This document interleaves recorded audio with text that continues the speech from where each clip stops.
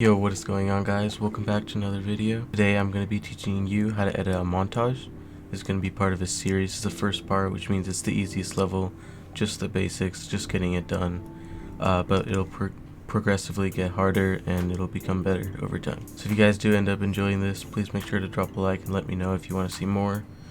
But yeah, without further ado, let's get into the video. Alright, so I just opened a Premiere project. Premiere Pro is what I'm going to be using for this video. But you can use whatever editor you want. There's plenty of them. You can look them up. I'll leave a link down below to a video that has a lot of free editors that you can try out. So I just created this. I'm gonna import all of my media, which is my videos and my song. Right, so if you can see here in this timeline, I have blue and green, right? And then down here in the middle, there's this line that separates these two different looking tracks. So one's on the bottom here that have the like the waveforms, which basically tells you how loud things are at a certain point in time. That's audio, right? And then the ones up here on the V category, that's going to be your video. Everything down here is audio, everything up there is video, right? And then this is separated into layers. So like if I had something like this right here, this top one, trick shot 1, is physically higher on the tracks than this trick shot 2.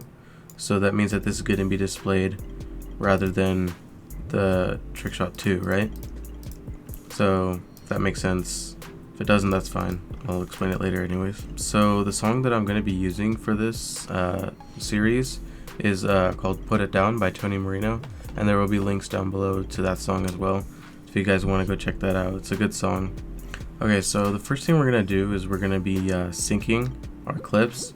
And basically what you want to do is at a certain point in time, whenever you're hitting your shot, so here on this clip, and these are just ones that I took from my When I Grew Up montage. Link to that will be in the description below as well. But if we go here, basically when the gun shoots right here, when you see this thing, that's usually where I mark it up, and then I want to sync it somewhere. So let's listen to the song, see where we want to put this.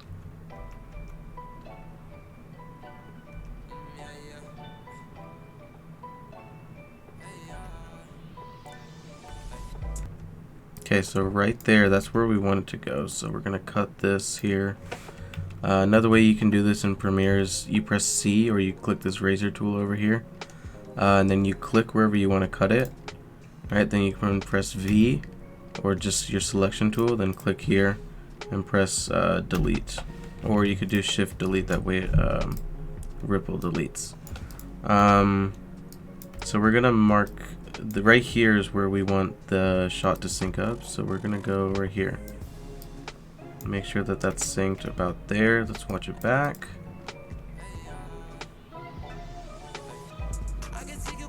There you go. So there's a few different ways you can do this. You can either do it when he shoots or when the opponent dies. And actually I think for this one we're gonna do when the opponent dies. So let's put it right there. Perfect.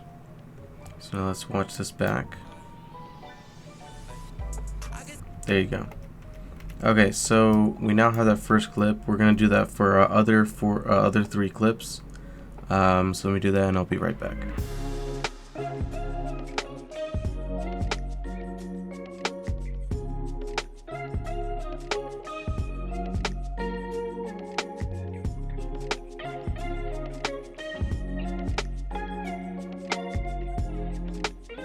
Okay, so I've just finished syncing up the rest of the clips, and this is what we got so far here. I can take you places you ain't never been. Make room in a 2-seater, bring a friend. Yeah, you let it turn up when you put it down. Yeah, you let it turn up when you put it down, baby. So as you can see, I found little beats on the song where, you know, there's like some sort of impact, like a bass or something like that. And that's where I'm going to sync up where the character dies or where I shoot. On this specific example, I chose where the other character dies. just because that works better, especially when we're not going to be doing time remapping in this one. So the other thing that you can see here is that on here, this one, you can see that the transition is also synced up. So that's another thing that will kind of like enhance your montage, right? So you always want to make sure that as many things as possible are synced up. So the more syncing there is, it's going to flow a lot better. So this one isn't synced up. I think I'm going to do that now.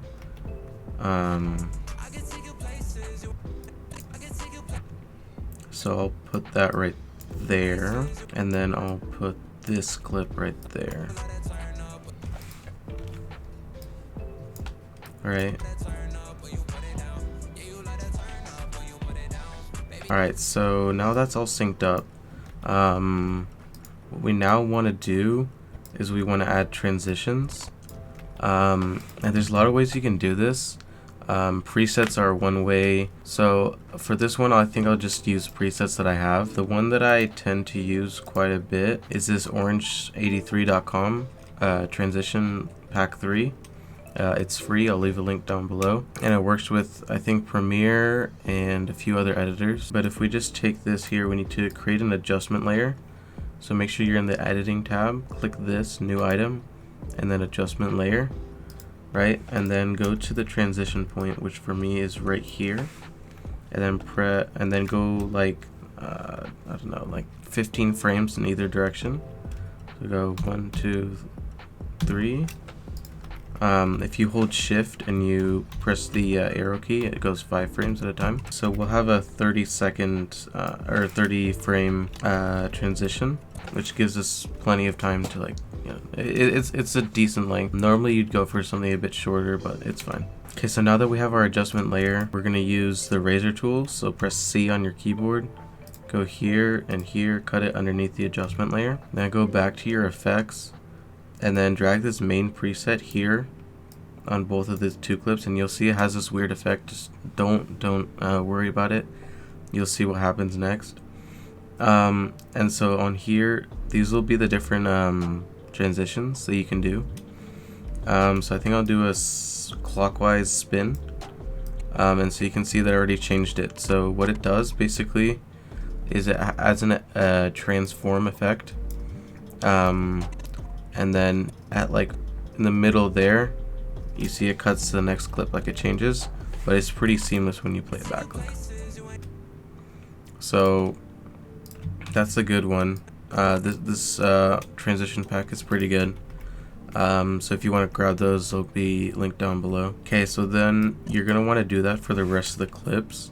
So let's just do that again one more time, and then I'll just speed it up for the other two. So remember, go like 15 clips each direction, or less. Normally it's less, but that's fine. And then make sure to drag the main preset down to both of them. I'll just duplicate this. Alt click in Premiere duplicates whatever you're selecting. Or you could just do Control C, and then make sure you have this here, and then Control V it there. So again, what you want to do is first, if you duplicated it, make sure you delete the transform effect, and then drag the main preset onto both of the main tracks, like the actual gameplay. And then for this one, I think I'll use a it's just smooth whip bottom left to top right, and so you'll see it goes like this, just pretty good. And so I'll just do that for the rest of them, and then I'll be back. So it's just one more, since there's only one more clip.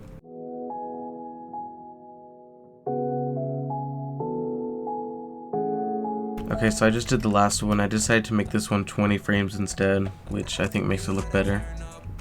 Yeah, it's not like as long, so I suggest around 20 frames. I think 30 was maybe too long, but it's totally up to you again. So the next thing that we're gonna do is to add more impact on these kills. What we're gonna want to do is right when you get the kill, you're gonna want to like zoom in, kind of like a I don't know, like a pop in, kind of like that, right?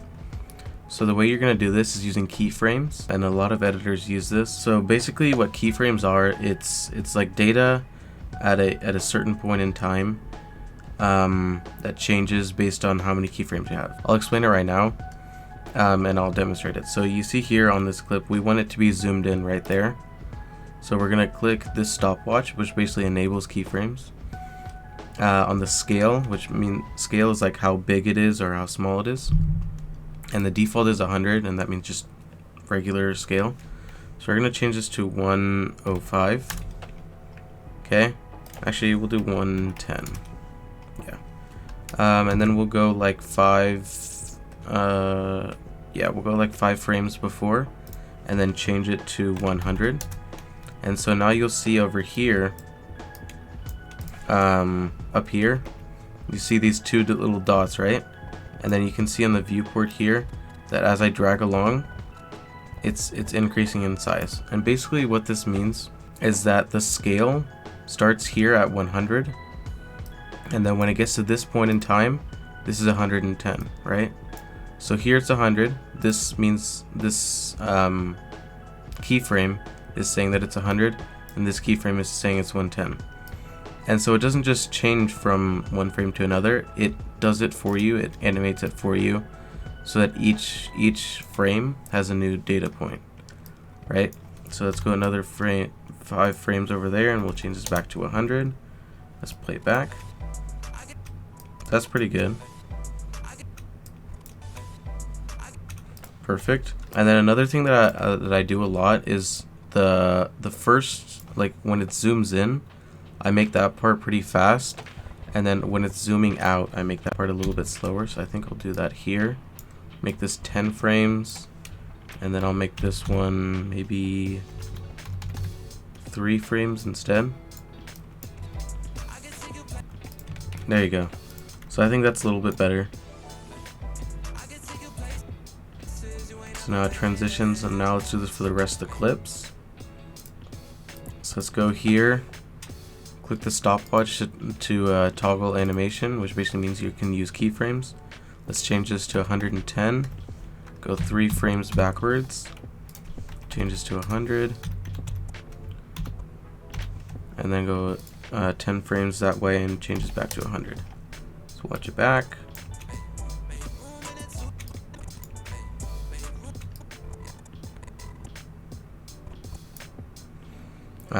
So this might look a little bit weird depending on where you're doing it.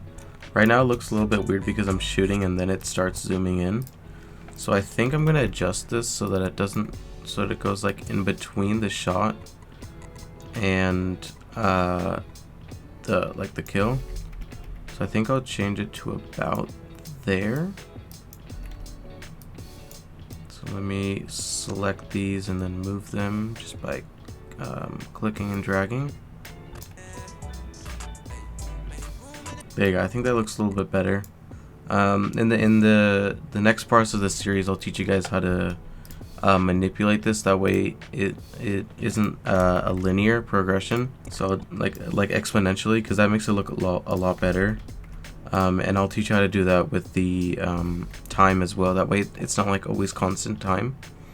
But yeah, this is just the basic version, so I'm not gonna do that this time because, you know, if you just started learning this might be a bit difficult. But yeah, so I'm just doing this for the rest of the clips. Okay, and then I think I'll do it here. That's where I'll have the impact. Alright, so depending on what you want it to look like, you can make the impact go wherever you want. So let's watch it back.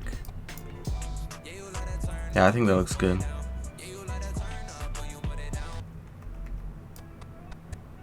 Now this one's kind of interesting, so I think I'll put it like right about, I don't know, like there.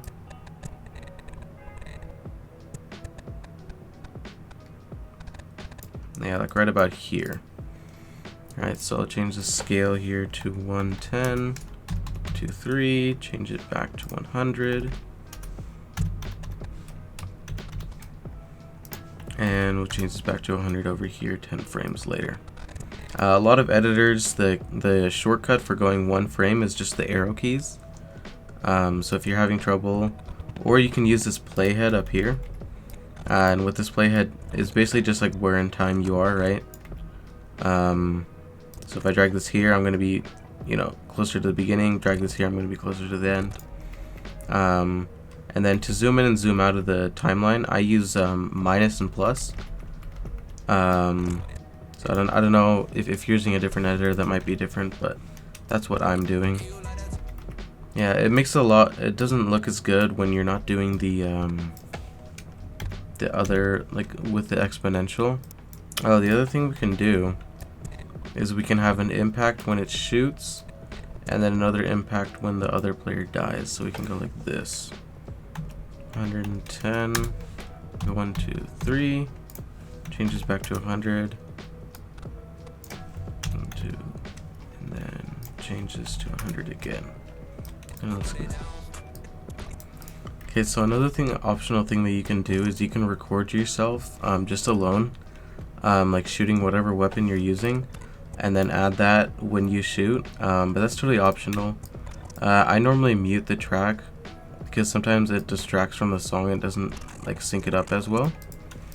And so the last and final thing for the very basic montage is you're going to want to add an intro for this beginning of the song, and then a transition to the first clip. So I'm going to go up here to graphics on my Premiere, and it might be different in yours.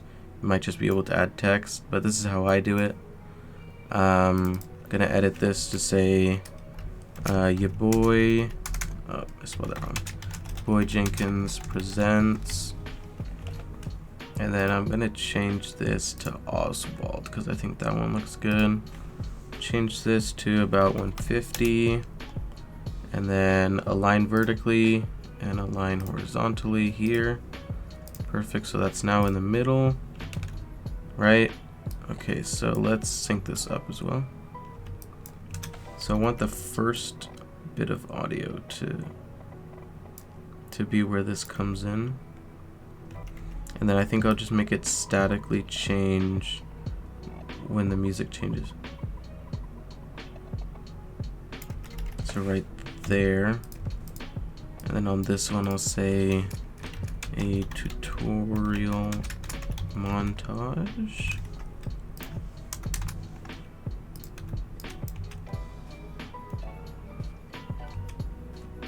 And then here I'll do, I moved that. So if you accidentally move it, you can just here realign it, or you can change the position properties if you're unable to align it. Put the name of the song, put it down. That way we just take up more space here. Here, create a cut, pressing C or using the razor tool. Tonee Marino. Okay. And that's barely off sync. I think here maybe?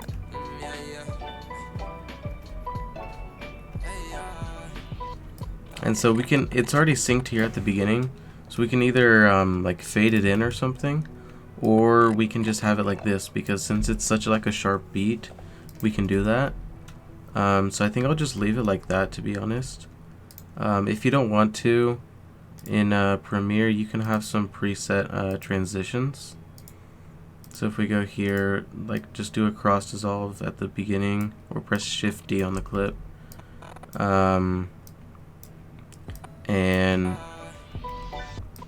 And then it'll cross dissolve, and then if you want to make that longer or shorter, you just drag it like this, and then it makes it longer or shorter. Or if you can't do that, you can just do it manually by going here on the opacity. So opacity right now is 100%, which means it's perfectly bright. It's like it's perfect as it is, right? But if we slowly bring this down, you can see that it fades down into black. Now the reason why it's fading down into black, because the only thing underneath it is black video, because there's no other tracks underneath, right?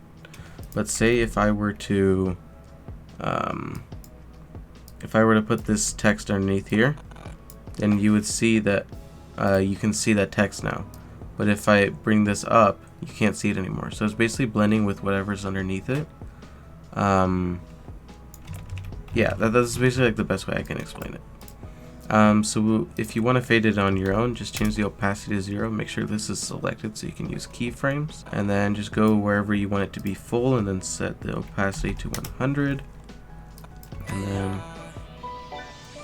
there you go, there's your fade in. And then I have, for performance, I have my playback resolution set to 1/4. That's why when I play it, you see the resolution isn't as great. But I just use that so that it playbacks more smoothly. Right? Okay, so and again, you would do this for all the clips for the however long you want it to be. But for the sake of this tutorial, I think I'm just gonna end it right on this clip. Right? So then I'm going to just Alt click and drag, so I copy these ones, and I'll just change this to like, thanks for watching, and then like and subscribe or something like that. Perfect. And then we'll just delete the other ones. So right there we'll cut it, and then for audio transitions here we'll do just a constant power, or you can and then that'll basically just like fade out the audio.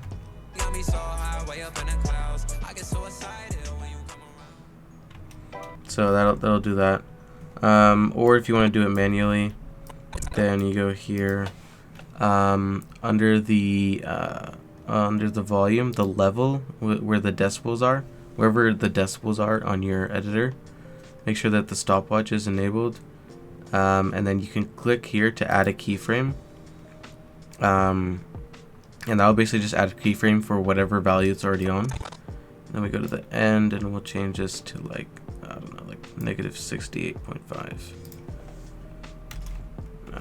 That works too. Okay, basically at that level you can't hear anything anyways, so it's perfect.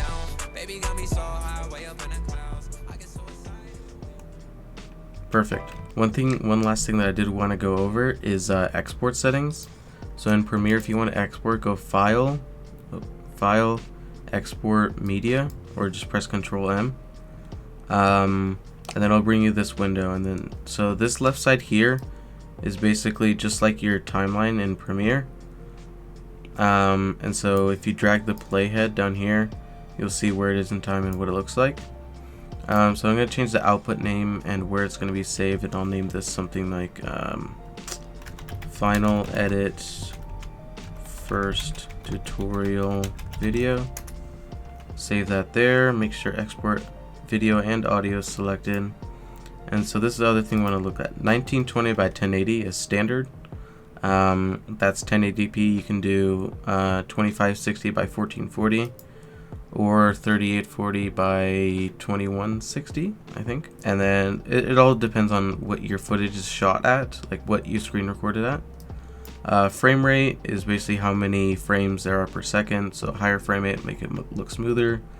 But again, if you record it in 30 frames per second and you export in 60, it's not going to make a difference.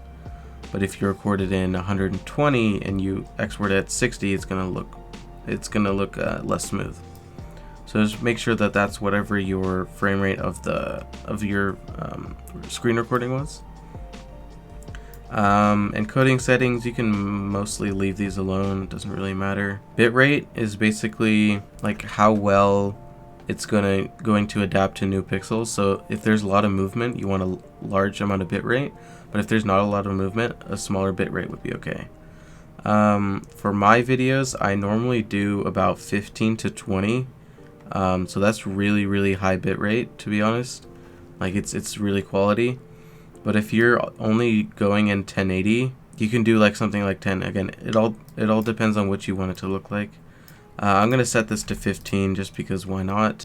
And yeah, audio, make sure this is however high as you can go, because that's not gonna like mess with a lot of things. I think that's about it. You just click export and you wait for it to export. And then yeah, that's how you make a montage. Okay, so that is the basics, like the very basics of a montage. If you guys did enjoy, please make sure to like and subscribe, and I'll be making more on this to make the montage even better. Let me know down in the comments if you have any effects that you want me to go over, like specifically. But yeah, thank you guys for watching, and I'll see you guys in the next video.